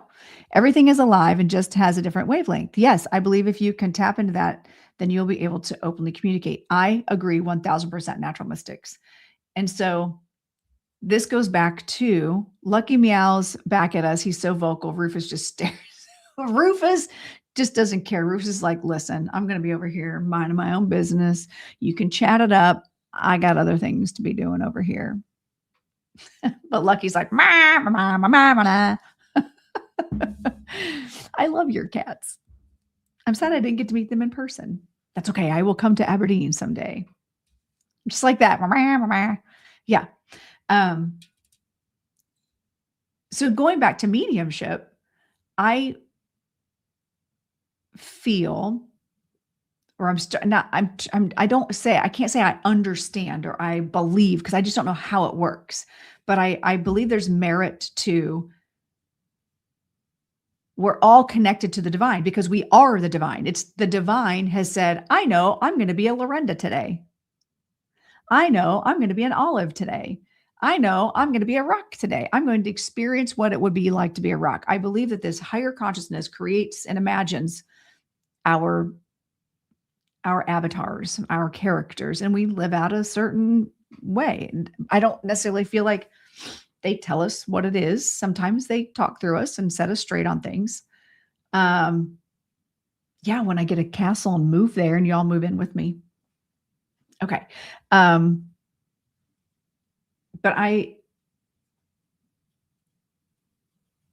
just think that as far as mediumship, we all are connected to that divine somehow. We are connected to that collective consciousness somehow, and how we access it can depend on a lot of different things. Physical capacity, trauma, chosen experiences. Going back to one of the things that they talked about in one of the episodes is creativity can lessen anxiety. Anxiety can block creativity. So I don't know where I was going with that. Y'all know, you know what I mean? Like, I think certain experiences can put a damper on our ability to connect. I think our chosen experience, sometimes we go in with the experience in mind of, I'm going to go in and I'm going to forget all of this exists. And I'm going to try to convince everybody around me that it doesn't exist. Good luck. Get me to the other side. That's just a chosen experience. Leave it on the floor, girl. It's like we're on our own AI. Yep. Right. Got to leave it on the floor. Our lovely opinionated pets. I know Olive is so mouthy. So mouthy. Piper was just a princess who just expected everyone to bow to her, which I vibe with. There's a reason that she and I were soul connected, me and Piper. Can spirit judge when you are ready to hear messages? Absolutely. But also, is it really spirit judging, or is it our higher self? See, this whole thing has made me think beyond spirit guides. Nicole Kidman shops at our Publix. If I see her again, I will give her you should, because I'm telling you, I'm going to have her on my show someday. And we'll be like, hey, bestie, twins. And I just watched her in Landman, or not Landman. What was I just watching? Not Landman.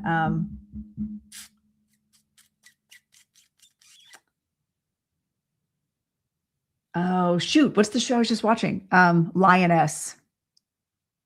Which tracks? Because me.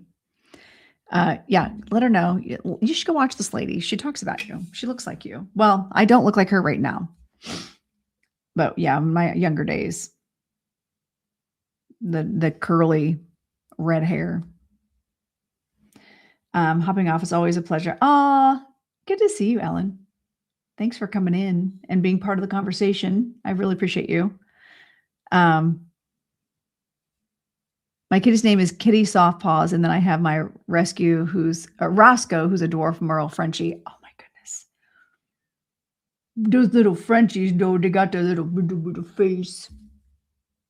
Oh my goodness. The Golden Compass. What's the Golden Compass? Is it a show?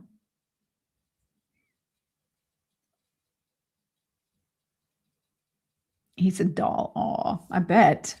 They're so stinking cute. I love the puppies. I love the doggies. My dog just gets irritated by me. When I'm petting her, she literally will go and she'll like stop my hand. Like, would you stop petting me? Oh, Golden Compass is a movie. Okay, cool. Okay. I have a list of movies I haven't watched. Everything, Everywhere, All at Once is one of them. There's also another one with Tom Hanks that's supposed to be kind of spiritually connected, like in What I Do. But I can't remember the name of it now. And I feel like actually I have heard of the Golden Compass. I'm going to write these down. But anybody remember the Tom Hanks movie that's kind of woo-ish? I can't remember. Okay, Golden Compass. Oh, you guys. Funny you should say that. The word compass is a sign for me, actually. It's not Castaway. Me and Lee went to see it on our first date and I fell asleep. Oh no. And here you are, still together. I think maybe if we were open to the idea that we aren't the only souls here with brains and emotions and intelligence, then our thoughts are open to connecting to the higher self to grow and learn more. I agree, Amy. Okay, so Golden Compass is on my list, and then Everything, Everywhere. Somebody was just telling me about another movie though. It was last week. I'm going to look back through the comments from last week's live. It's there somewhere. I just can't remember the name of it. So anyway, now I want to learn how to talk telepathically to my dog. Although I'm pretty sure Earth Atlas, that's what it is. Earth Atlas. Because I have so much time to watch movies. Well, Dreams May Come. Yes, that is another one that I've heard of. Also, I'm tired of spirit messing with my nose. It's like, it feels like a feather tickles my nose to get my attention. I'm like, listen, tap me on the shoulder. That seems less annoying than me rubbing my nose all day. Yeah, Rosemary knows. Rosemary knows what kind of days I put in to use the earwax instead. You crack me up, Roger. So many. I know. I worked for a good, 8 hours? And I'm like delegating to you the whole time. Like, okay, here's all the things I need you to do. And then I send you the list of all the crap that I got done. And then I did all that for 8 hours and then went to work for another 5 hours. That's how my days go. But I love it. Like, I love both. I love the things that I do. I just need help sometimes.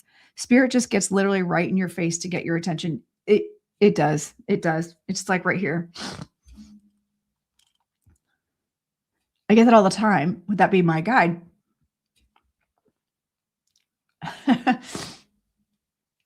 Yes, you do have a guide. We all do. We call that spirit nose. Okay. So yes, I was like so busy Monday and Tuesday, but super productive. It was great. It's like I was getting that full moon energy. It was great. So much done. Yeah, so much done. And then today, so then it helped me yesterday to feel better about my life, going and doing semi-social things. And today I'm going to go do, you guys, I'm going to go have lunch today with someone I have not seen in years. You guys want to hear a cool story? Do you want to hear a cool story? The answer is yes, you do. So going back to the telepathy tapes even. So my son, his best friend in grade school, on the spectrum, but also my son's pretty neurodivergent also. But they could actually play and have like the best time as little kids without actually talking. Like, it was wild how they communicated when they were younger. That's true, Rosemary. That's true. Hello, Sue. And so the mom and I used to have great conversations, but the kids went to Catholic school together. Well, hello, Sarah. And so they would just play, destroying my house. And I'm sure when my son went to her house, they destroyed her house too. But I was so busy, and she was a full-time working mom. We just never, like, I didn't talk about me developing mediumship, me doing tarot cards. We didn't talk about any of that stuff because the kids were in Catholic school. And so that was we just didn't talk about it. And she just reached out to me a couple weeks ago. She goes, I just saw your Instagram. Holy crap. I didn't know you did this. I'm also a medium, but I never talked to about it. So we're having lunch today. I haven't not connected to her in so long. Like I said, we'd have good conversations, but usually we're kind of like dropping our kids off at each other's house so we can have a fucking freaking break because our kids were so high strung and high maintenance that they were exhausting. I have a little demon to destroy the house, your dog, even when my mom was home or not. Yeah, I feel that. Birds of a feather. Oh yeah, they got along so well. And then we ended up leaving the school because we just weren't getting what we needed from the school. But here's the crazy thing. 2 weeks ago, my husband and I were going to dinner, and he went a different route. And we drove by where this family used to live. And we drove by, we hit the roundabout, and I said, and in my head, I'm like, oh my gosh, I wonder how they're doing. I wonder what kiddo is up to, because my son's getting ready to graduate college. Like, and then 2 days later, she messaged me. It's like we were connected telepathically somehow or energetically. And so, yeah, I'm excited to go have lunch with her and see what she's been up to, what her kiddo's been up to. And then learn kind of how she stepped into her mediumship. It's crazy. It's crazy. All right. So Sarah says,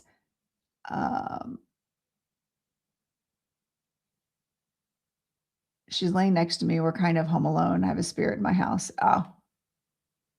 And she came back. Oh, you know what? Spirits happen. They happen. They're around me all the time.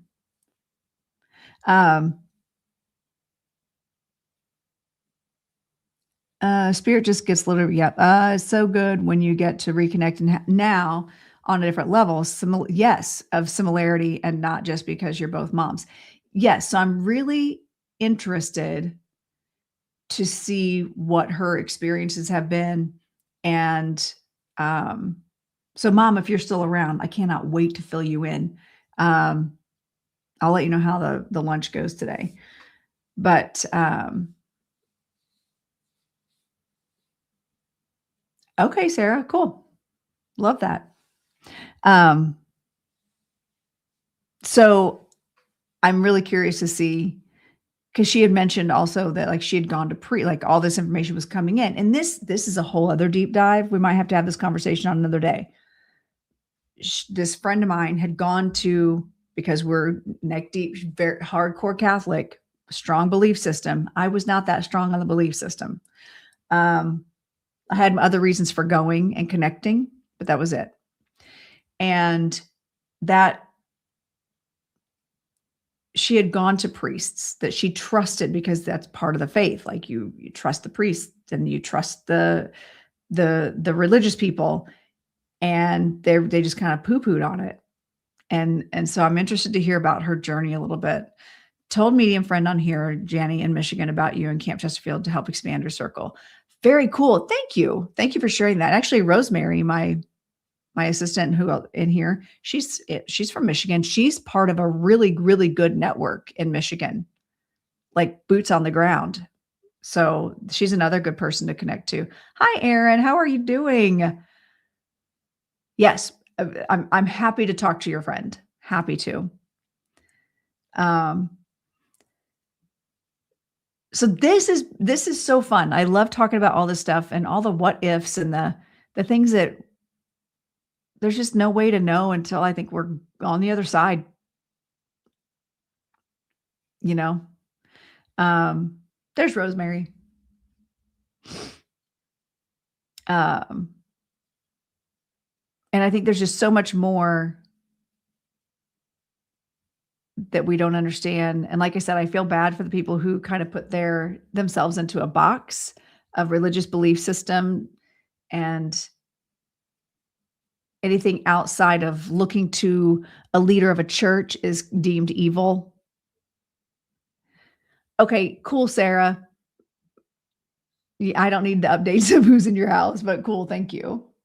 And there's Erin hanging in there back at the hotel, but good, hanging one day at a time. I've been sending you so much love. Good morning, Tammy. Hello. Hello. So this whole time, if you're just popping in, you're just settling in, and I see Tina's in the house. Hi, friend. How are you? Good to see you. Okay, so we've been talking. You missed Nik. We had Peaceful Nik on earlier. You're gonna have to go back and watch the episode. So it's been really good. Talking about the telepathy tapes and the idea of telepathy. The idea that these nonverbal autistic children or kiddos go to a place telepathically, to a place called the Hill, and that's what they call it. But there's people from all over the world that call it the same thing. And just the synchronicities, you know? So, all right, let's see. In Florida on vacation. I'm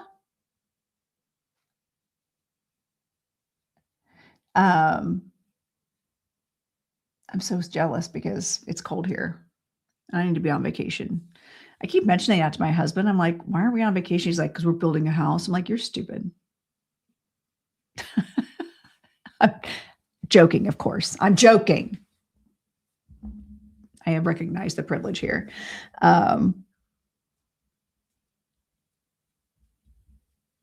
So anyway, hi, souls are beautiful. Welcome in. Welcome in. Glad to have you here. So we've had some really great discussions today. I do need a trip to Scotland. I need to go back. Matt said he's willing to go back, so I'm pretty excited. So we've been talking about the telepathy tapes. Check them out. They're on YouTube. There's 2 seasons. The first season focuses on nonverbal autistic children. That's how the whole thing got started. The whole podcast got started. But then it takes it into deep dive of other sciences and mediumship and savants even, and understanding so many different things. And so there's so many different layers. And I'm not all the way through. Hopefully by the time I come back next Thursday, I will have gotten through all that. But also next Thursday, I've got a guest on. Her name's Dana. I used to work a lot with Dana and another friend of ours, well, former friend. And I started like a little trio of us. And we used to do readings together all the time. So Dana has moved to Spain and she does oracle stuff. And she and I still like to collaborate occasionally. It's just been a long time. So she's going to be on the show next week. We're going to be doing readings together. So make sure you're following me, subscribing to the channel, because we're going to be on doing that. Yeah, she moved. Well, she's from like the United States and moved to Roatan. She's lived in Roatan for years and then just moved to Spain this past year. Yeah. So I would love to go visit her. I think it'd be great. But she and I have been friends online for years. I met her at the same time my friend Pam was in here. I met her on an app. I was in like a motorcycle group on a thing called Kick. And so I was like meeting other motorcycle people. And then also I was trying to find other mystical kind of people. And I ended up stumbling across her little group. And I met a whole bunch of really cool people in that group. And we started just doing a lot of collaboration together. And that was at least 10 years ago. I want to say I met her about 10 years ago. Yeah, 2016, I think. Whoa, that was 2016 or 2017. So it's been almost 10 years that I've known her, at least 9 years. So we're going to have a reconnection next Thursday. We'll be doing readings together. Wait till you see how well we read together. She was one of the first people that I would do joint readings with. Actually, she may have been the first person I ever jumped into that field with. And it was cool because we had a great balance of I'd pull a card, she'd pull a card, she'd start into a message, and I would go into mediumship. She was one of the first people to give me that space for just opening up and doing mediumship. Hey, Lucy, good to see you. Good to see you, my friend. And so she'll be on next Thursday. On Monday Night Mania, I've got Elias Patras coming on the show. I've been on his podcast. I've been on his show a couple of times. And so he's going to be coming on talking about, he's like a no BS motivational speaker, best-selling author. So Elias is going to be on. And then on the 16th on Monday Night Mania, we're going to have my friend Todd Leonard on. And we are going to be talking about, I talked about it a little bit at one point. We did a seance back in September at the Bangs sisters' house. And my friend Todd owns that house at Camp Chesterfield. He lives in Japan full time, but he comes to camp like once a year. He comes back to the United States once or twice a year. So we did a seance and I channeled the Bangs sisters, both Lizzie and May. So we're going to be talking about that experience. So if you have not watched that, go watch that. It's on YouTube. It's the Bangs sister seance on my channel. So go watch that. It's fascinating.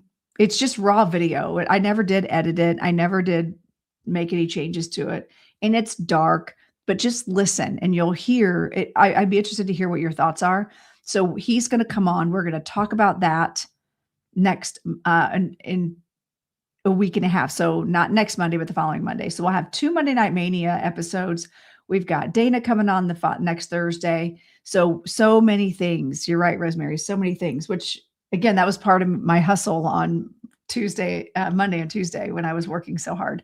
And even yesterday I worked between the readings I was doing. I had booked readings and all that. So if you're interested in a reading with me, I know I didn't do any readings today, but if you're interested in a private reading or a multidimensional experience or a past life regression, go to my website, check everything out. If you've got questions, message me through my website. The link tree is in the profile. So make sure you check all those things out. Happy to talk with you. Hello in Ireland. Interesting, because we were just talking about Ireland and Scotland, and then you popped in. Crazy stuff. So anyway, tune in next week. We're going to be doing free readings. Dana and I are going to be pulling cards, doing intuitive. It's great. You'll love this energy. You will love the synergy between the two of us. So anyway, there we go. So free readings. Yes. Seriously, Sarah, next week. Same time, same bat time, same bat station. All right. But she will be on, she will not be on TikTok. She will be only on the YouTube, Facebook, Instagram. So make sure you go follow and subscribe to those channels. So Lorenda Carr Medium. So check out those channels and make sure you subscribe there. We'll be doing free readings there. All right, friends. I'm going to go get ready for my lunch with my long lost friend. And I will be sure to give you all updates on that. I'm super curious to see how that goes. And you know what? Who knows? Maybe I'll get her on here to talk about it. We'll see. We'll see. And also we're going to Slapfish. I'm about to have a lobster roll. I cannot wait. I love me some food. So, all right, friends, have a great day and hang on TikTok. You get to listen to my outro, all my regalness. So here, I got to put my crown back on so I can do it. You ready? Okay, here we go. All right, friends, have a great day. We'll see you in a week. Mwah. Bye. Your time in the realm of the crowned medium is cherished. Her Highness Lorenda Carr encourages you to like, subscribe, comment, and follow on all channels to stay updated on new episodes and offerings.